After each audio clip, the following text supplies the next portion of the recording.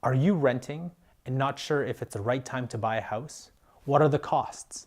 In this video, we look at the advantages of buying a house versus renting. That's coming right up. Welcome to Home Buyers School, brought to you by Brookfield Residential.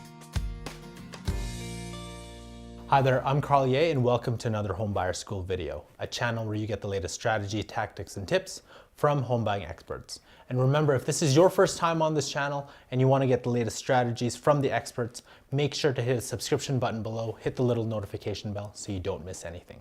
So today I'm joined by Corey McDonald, Community Manager with Brookfield Residential. And the question we're going to answer, actually the topic we're going to answer today is, what are the advantages of buying a home versus renting? Now, I know this is a question that I'm sure you always get, right? Always get, especially because people that are moving either out of their parents' basement or brand new to the city, they want to have a look at the different costs associated with each.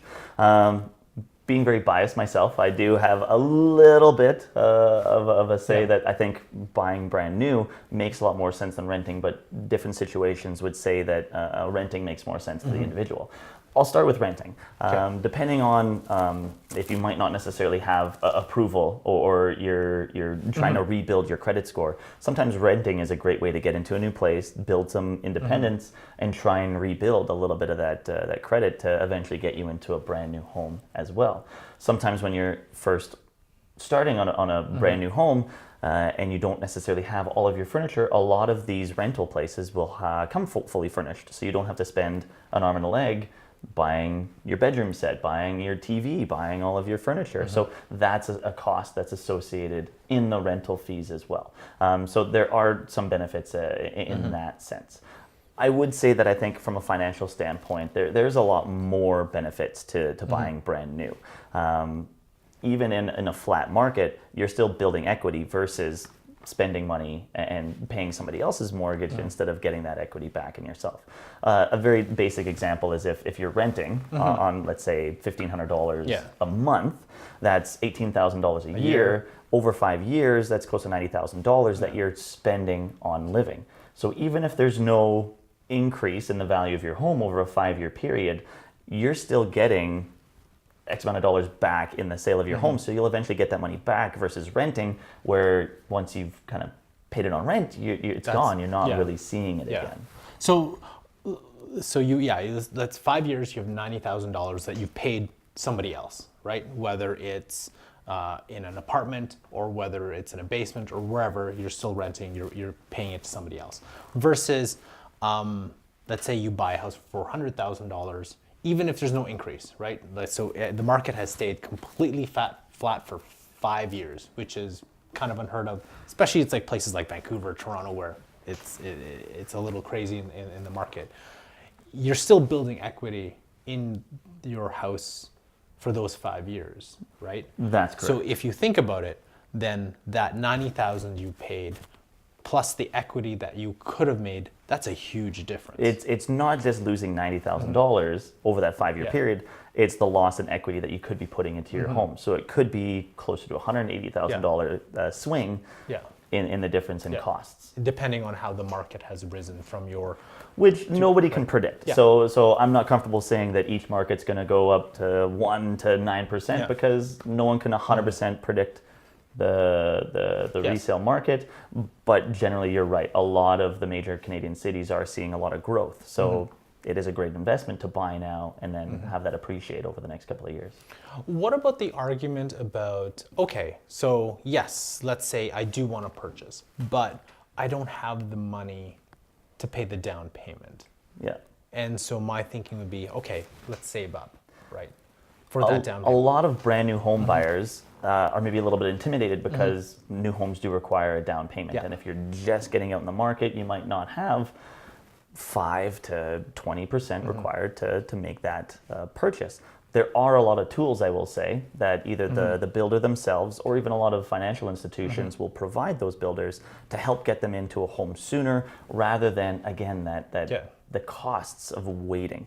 So a lot of builders will have a graduated payment plan. So even if you don't have, say, an example, the basic 5% down payment. Well, let's take the $400,000 home, right? And so what is that? 5% down? 5% down on most new builds. Yeah. So that'd if be you're using a mortgage, would be $20,000 would be the 5% down payment.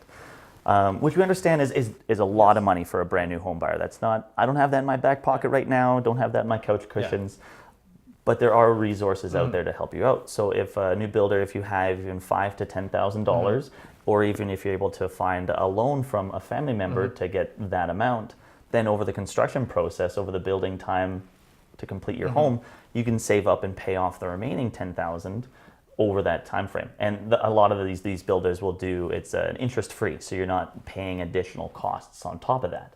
So it's a great way for you to get in now instead of having to rent or to wait to get into the home that you love and you want to get into. So let's reiterate that. So let's say obviously the construction of your home, of a new home, takes, I don't know, 8 months, right?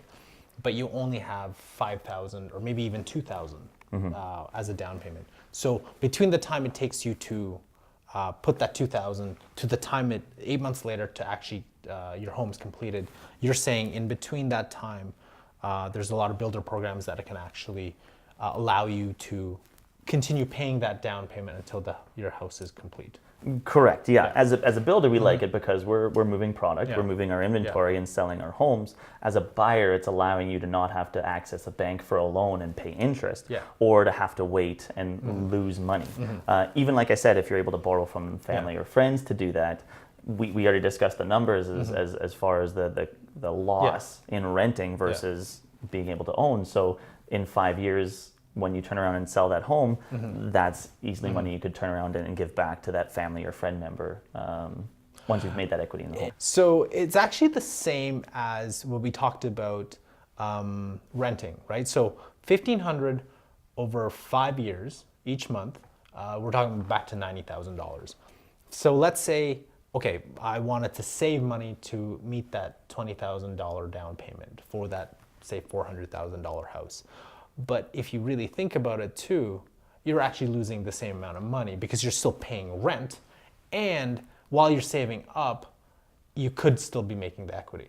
Correct. You're probably even losing more than that 20,000 because not only are you throwing money towards somebody else's mortgage, towards rent, but then you might be compromising your lifestyle to try and save up that money on top of your rent as well. Awesome. Is there anything else you want to add in terms of the advantages of buying versus renting? Most of the markets right now are accommodating towards growth and return on your investment. So it's a great way to kind of put your foot in the door by even starting out small, and then 2 to 3 years down the road, you can always upgrade based on what your financial realities are at that time. Perfect. So just to let you know, we also have a rent versus own calculator that you can take a look at. It's in the description below. Thank you very much, Corey. The question I have for you is, what are your thoughts on renting versus buying? What are your thoughts on the advantages and disadvantages of each? Let us know in the comment section below. Thank you very much for joining us, and we'll catch you next time. That's another edition of Homebuyer School. Tune in next time for more expert tips and tricks. And visit homebuyersschool.ca to bring you one step closer to finding your dream home. As with everything, it would be great if you like and share our videos. Also, please let us know if you have any home buying questions you want us to answer.